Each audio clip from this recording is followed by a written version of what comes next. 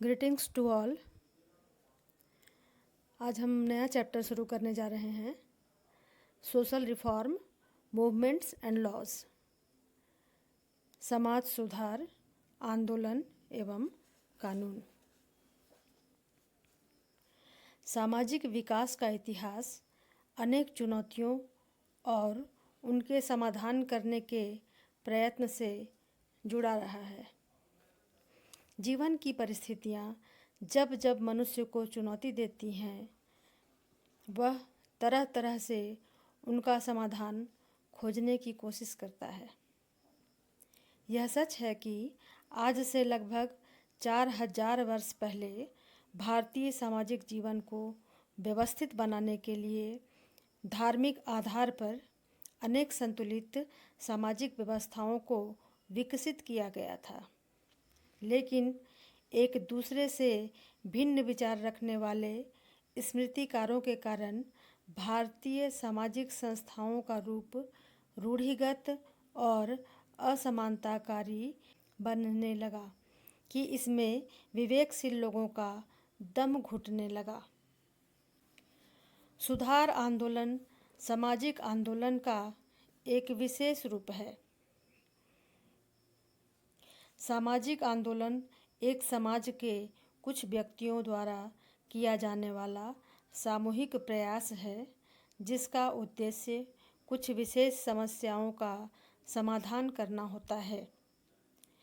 प्रत्येक आंदोलन एक विशेष विचारधारा पर आधारित होता है। आंदोलन की प्रक्रिया एक नई जागरूकता पर आधारित होती है। सुधार आंदोलन सामाजिक आंदोलनों का सबसे प्रमुख रूप है। हम यह कह सकते हैं कि समाज सुधार एक ऐसा प्रयत्न है जिसके द्वारा सामाजिक कुप्रथाओं, धार्मिक अंधविश्वासों तथा सामाजिक असमानताओं को दूर करके समाज में स्वस्थ परिवर्तन लाने का प्रयत्न किया जाता है। किसी समाज में जब धार्मिक अंधविश्वासों या सामाजिक समस्याओं के कारण सामाजिक और सांस्कृतिक जीवन विघटित होने लगते हैं, तब कुछ विशेष साहसी व्यक्ति एक नई धार्मिक और सामाजिक चेतना उत्पन्न करके इन अंधविश्वासों और कुरीतियों को दूर करने का प्रयत्न करते हैं। इसके फलस्वरूप ऐसे संगठनों का निर्माण होने लगता है जो लोगों की सोई हुई चेतना को जगाने का काम करता है, उन्हें अपनी संस्कृति के मौलिक लक्ष्यों से परिचित कराते हैं तथा लोगों को अपने व्यवहारों और विश्वासों में परिवर्तन लाने की प्रेरणा देते हैं। पुनर्जागरण के इन प्रयत्नों को ही हम सुधार आंदोलन कहते हैं। तो इस प्रकार हम देखते हैं कि जब जब समाज की व्यवस्था कुरीतियों या अंधविश्वासों के चंगुल में फंसी, तब तब समाज में सुधार के प्रयास किए गए। सुधार आंदोलन के 2 युग माने जाते हैं। पहला युग है मध्यकाल का युग और दूसरा युग है 19वीं शताब्दी का युग। तो सामाजिक तथा धार्मिक दृष्टिकोण से मध्यकाल यानी मेडाइवल पीरियड को अंध युग के नाम से भी जाना जाता है। यह वह काल था जब भारतीय समाज वैदिक धर्म और संस्कृति के आदर्शों से बहुत दूर हट चुकी थी। इस युग में जातिगत असमानताएं, छुआछूत, स्त्रियों का अमानवीय शोषण, निम्न जातियों पर होने वाले अत्याचार, अंधविश्वास, धार्मिक पाखंड, शकुन अपशकुन, मानव बलि तथा सामाजिक कुप्रथाएं जैसी समस्याएं इतनी अधिक बढ़ गई थीं कि संपूर्ण सामाजिक धार्मिक जीवन विघटित हो चुका था।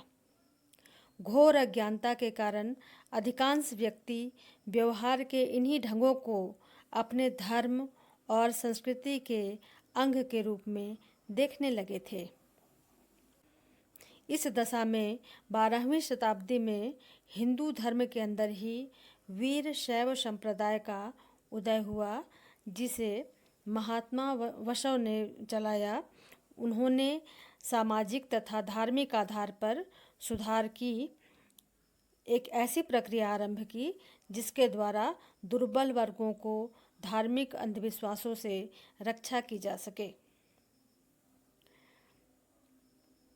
इसी क्रम में मध्यकाल के सुधार आंदोलन के क्रम में ही संत कबीर का नाम लिया जाता है, वल्लभाचार्य का नाम लिया जाता है तथा चैतन्य महाप्रभु, इन्होंने बहुत अधिक योगदान दिए कि धार्मिक अंधविश्वास और पाखंड से उस समय के समाज को बचाने के लिए इन्होंने अनेक मानवतावादी और धर्म की व्याख्या अपने अपने दृष्टिकोण से की।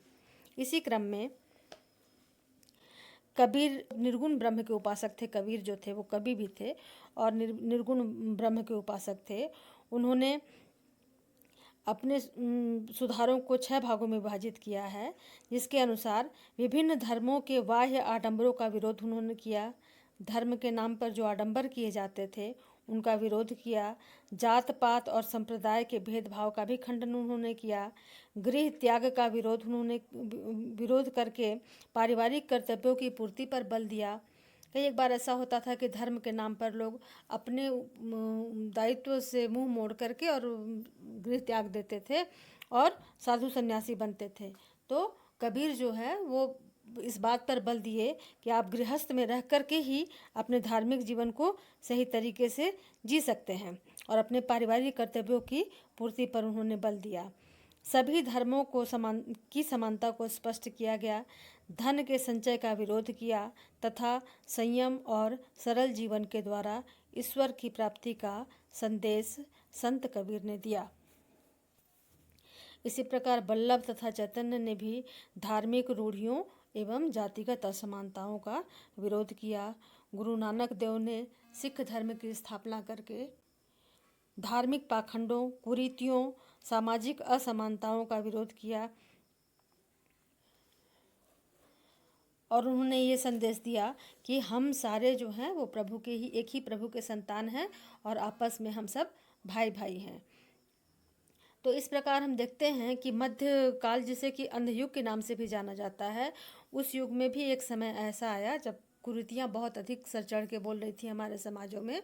तब उस समय बहुत से समाज सुधारक, धर्म सुधारक लोगों का जन्म हुआ, जिन्होंने अपने योगदान के द्वारा उस समय के समाज को सुधारने का प्रयास किया और उसमें बहुत हद तक वो सफल भी रहे। इसके बाद सामाजिक एवं धार्मिक सुधार आंदोलन का दूसरा युग 19वीं शताब्दी का युग कहा जाता है। इस समय में कर्मकांडों पर आधारित पुरोहित धर्म के प्रभाव से लोग छुआछूत, पर्दा प्रथा, बाल विवाह, बहुपत्नी विवाह, सती प्रथा, अंधविश्वासों तथा स्त्रियों के शोषण को अपने धर्म का अभिन्न अंग मानने लगे थे। कितनी बुराइयां थी देख लीजिए इस समय में। इस युग में ब्रह्म समाज, प्रार्थना समाज, Arya Samaj, Ramakrishna mission, theosophical society, सत्य शोधक समाज, स्वदेशी आंदोलन तथा अनेक दूसरे संगठनों के द्वारा उन सामाजिक और धार्मिक मूल्यों को विकसित करने का प्रयत्न किया गया जो वर्तमान समाज की आवश्यकताओं के अनुकूल थे। इस समय आरंभ होने वाले सुधार आंदोलनों के उद्देश्य मुख्य रूप से इस प्रकार थे, जिसमें कि सामाजिक कुप्रथाओं पर तीखे प्रहार, छुआछूत और जातिगत असमानताओं का विरोध, धार्मिक अंधविश्वासों का विरोध, भारतीय संस्कृति के साथ पश्चिमी संस्कृति की अच्छाइयों को स्पष्ट करना, सामाजिक और धार्मिक सुधार के द्वारा राष्ट्रीय भावनाओं को प्रोत्साहन देना, मानवता को विकसित करना तथा धर्म परिवर्तन की प्रक्रिया को रोककर हिंदू धर्म के उपयोगी पक्ष को पुनः स्थापित करना। तो इस प्रकार हम देखते हैं कि 19वीं शताब्दी के पूर्वार्ध में कितनी बुराइयां हमारे समाज में व्याप्त थी, जो जो निम्न वर्ग और महिलाओं के साथ बहुत ज़्यादा अत्याचार का वो समय चल रहा था, बहुत समाज सुधार की आवश्यकता थी। तो इसके लिए बहुत से प्रमुख सुधारवादी आंदोलन हुए, जिनमें कि ब्रह्म समाज के बारे में सबसे पहले ब्रह्म समाज के चर्चा की गई है यहाँ पे, जिसे राजा राम मोहन राय ने सन 1828 में जिसकी स्थापना की। ब्रह्म समाज जो है वो भारत में सामाजिक धार्मिक सुधार आंदोलन का पहला आधार था, जिसके फलस्वरूप भारत में एक नई सामाजिक और राष्ट्रीय चेतना का विकास हुआ।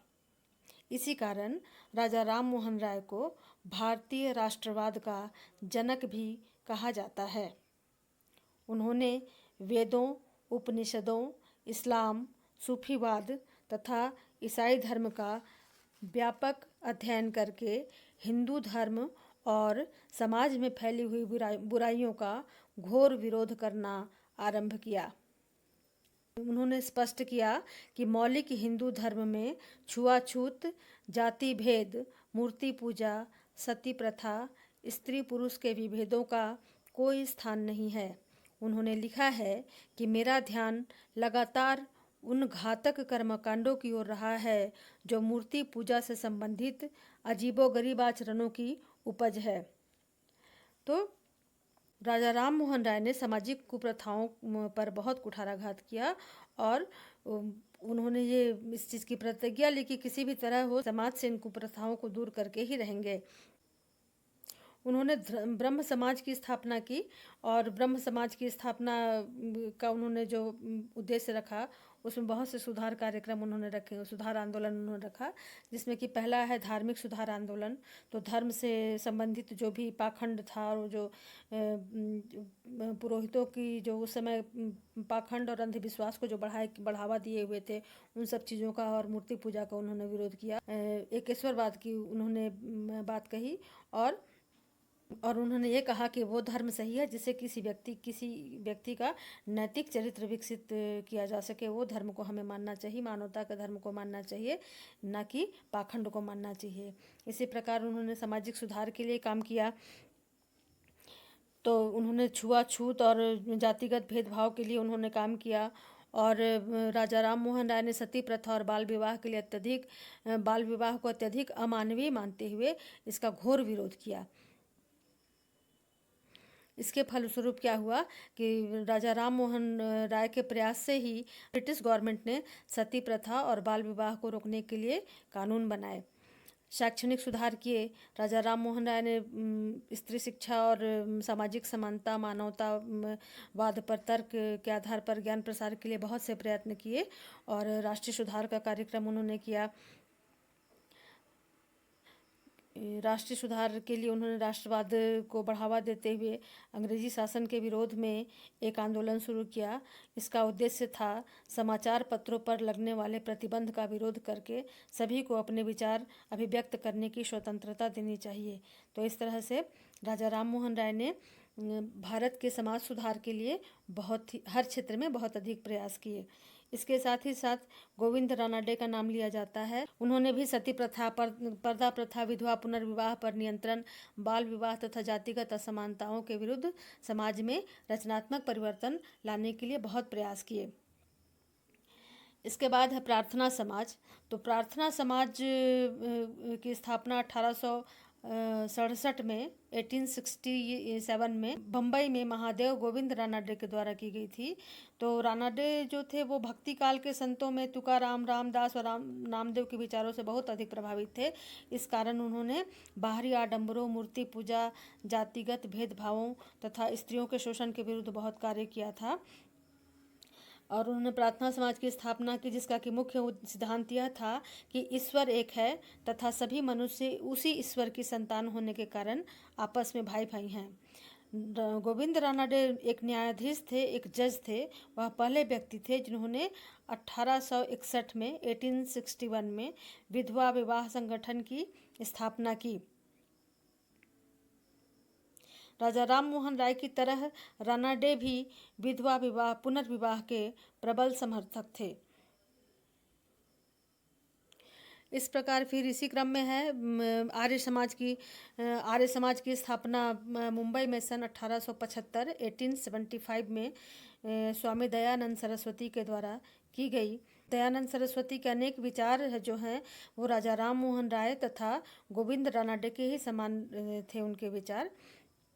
उन्होंने भी वेदों का गहन अध्ययन किया और उन्होंने यह नारा दिया कि हम वेदों की ओर हम पुनः लौटे। ये आर्य समाज में दयानंद सरस्वती के द्वारा ये नारा दिया गया कि हम पुनः अपने वेदों की ओर लौटे। आर्य समाज में विभिन्न अर्थहीन कर्मकांडों को जगह नहीं दिया गया और लेकिन उसके बावजूद भी वेद के जो मौलिक रूप थे, वेदों में जो मौलिक रूप से कहा गया था, उन सब चीज़ों के उनका बहुत झुकाव था।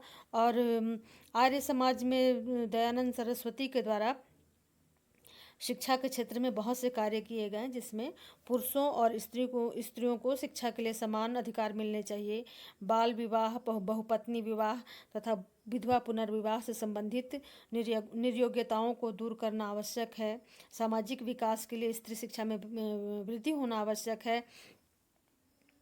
और मूर्ति पूजा का विरोध, इस तरह से उन्होंने दयानंद सरस्वती ने भी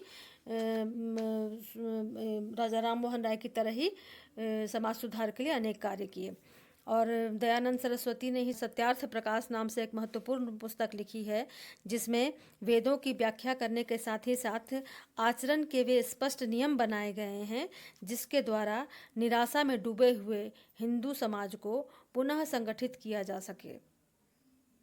तो सत्यार्थ प्रकाश स्वामी दयानंद सरस्वती के द्वारा लिखा गया एक ऐसी पुस्तक है जिसे कि हर भारतीय को या हर इंसान को पढ़ना चाहिए, ताकि उन्हें अपने जीवन के सही उद्देश्य तलाशने में उससे मदद मिले। धार्मिक क्षेत्र में भी उन्होंने बहुत सा काम किया और जैसे कि मूर्ति पूजा का विरोध किया, अवतारवाद का विरोध किया, बहुदेवत्ववाद तथा अर्थहीन कर्मकांडों का विरोध किया। वैदिक धर्म की पुनर्स्थापना की बात उन्होंने की। तो और सामाजिक सुधार के क्षेत्र में भी उन्होंने बहुत काम किया। तो विधवा आश्रम वगैरह बनाए, अनाथालय बनाए और इस तरह से समाज को बहुत उन्होंने समताकारी अधिकार देने का कार्य किया।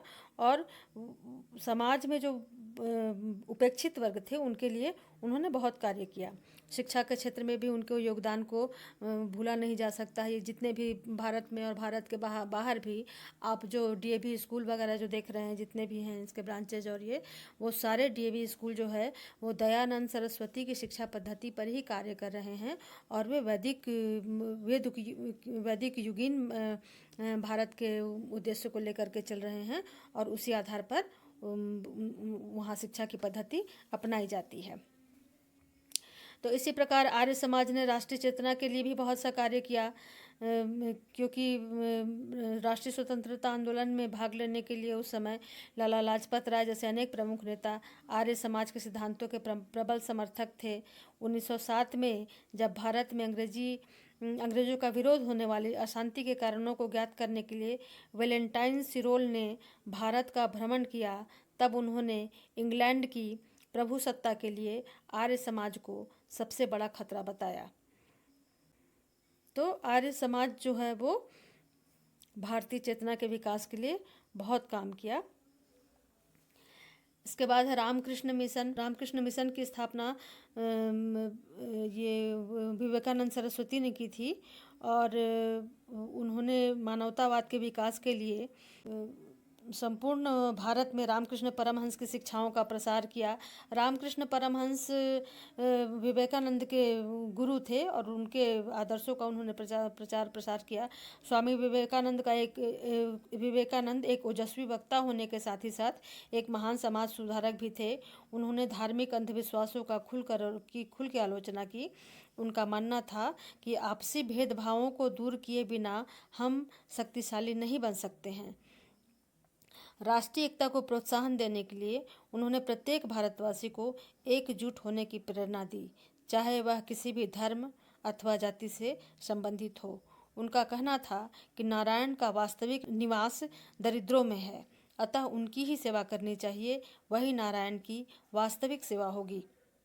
तो इस प्रकार अपनी शिक्षाओं को मूर्त रूप देने के लिए स्वामी विवेकानंद ने सन 1893 में शिकागो के सर्वधर्म सम्मेलन में सहभाग करके एक बार संपूर्ण विश्व को चौंका दिया। 1896 में उन्होंने कलकत्ता के पास बेलूर में रामकृष्ण मिशन की स्थापना की। इसका कार्य मानवतावाद के आधार पर सामाजिक और धार्मिक सुधार करना रहा है। तो इसने सर्वधर्म समभाव की भावना को भी विकसित किया। इसके बाद है भारत सेवक समाज। तो गोपाल कृष्ण गोखले ने सर्वेंट्स ऑफ इंडिया सोसाइटी या फिर भारत सेवक समाज की स्थापना की। इस संस्था का उद्देश्य ऐसे धर्म प्रचारकों को प्रशिक्षित करना था जो निस्वार्थ रूप से लोगों की सेवा करके उनमें देश प्रेम और त्याग की भावना को बढ़ा सके। इस लेक्चर में बस इतना ही। धन्यवाद।